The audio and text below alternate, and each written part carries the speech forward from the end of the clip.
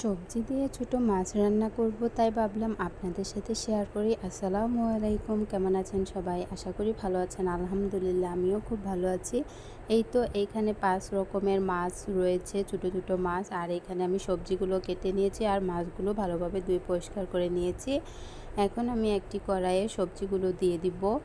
আর সবজিগুলো এখানে আমি নিয়েছিলাম বেগুন, কাঁকরোল, আলু, এই সবগুলো সবজি একসাথে করে আমি আজকে ছোটো মাছটা রান্না করব। ছোটো মাছটা এমনিতেও রান্না করে খাওয়া যায়, তবে আজকে আমি সবজি দিয়েই রান্না করব, এই জন্য সবজিগুলো দিয়ে ছোটো মাছটা রান্না করছি। এই তো সবজিগুলো দেওয়ার পর ছোটো মাছগুলো আমি দিয়ে দিলাম। এখন এইখানে আমি একে একে সব মশলাগুলো দিয়ে দিব। প্রথমে আমি মরিচের গুঁড়া দিলাম, তারপর হচ্ছে হলুদের গুঁড়া। ঝালের পরিমাণটা একটু বেশি দিব, তাই একটু মরিচের গুঁড়া বেশি আমি এখানে অ্যাড করেছি। তারপর হচ্ছে হলুদের গুঁড়া আর ধনিয়া গুঁড়া, এই সবগুলো গুঁড়া মশলা আমি এখানে দিয়ে দিলাম। সব মশলাগুলো দেওয়ার পর আমি এখানে অল্প একটু পেঁয়াজ বাটা দিলাম। তারপর হচ্ছে লবণ, তারপর হলো তেল। এই সবগুলো উপকরণ আমি একসাথে করে নিয়ে ভালোভাবে সব কিছু একসাথে মাখিয়ে নিব। সবজিগুলো আর ছোটো মাছ এইরকম একসাথে করে মাখিয়ে রান্না করলে খেতে কিন্তু অনেক দারুণ লাগে।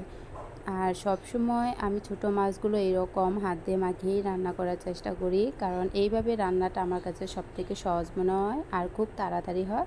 এই তো মাখানোর পর আমি অল্প পরিমাণে একটু পানি দিয়ে দিলাম। পানি দেওয়ার পর এখন রান্নার জন্য আমি চুলায় বসিয়ে দিয়েছি।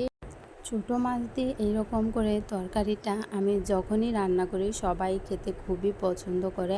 ছোটো মাছ খেতে পছন্দ করে না এমন মানুষ খুব কমই পাওয়া যাবে। ছোটো মাছ কম বেশি সবাই খেতে খুবই পছন্দ করে, বিশেষ করে আমিও খুবই পছন্দ করি। এই তো এইদিকে আমার তরকারিটা প্রায় রান্না হয়ে গিয়েছে। এরকম করে ছোটো মাছ রান্না করলে খেতে কিন্তু অনেক দারুণ লাগে। আর রান্নাটা আমার একদমই কমপ্লিট হয়ে গিয়েছে। এই তো সবজি দিয়ে ছোটো মাছের এই রেসিপিটা আপনাদের কাছে কেমন লাগলো অবশ্যই কমেন্টে জানাবেন। আর আমার চ্যানেলে নতুন নতুন ভিডিও পেতে আমার চ্যানেলটি সাবস্ক্রাইব করে আমার পাশে থাকবেন। আল্লাহ হাফেজ।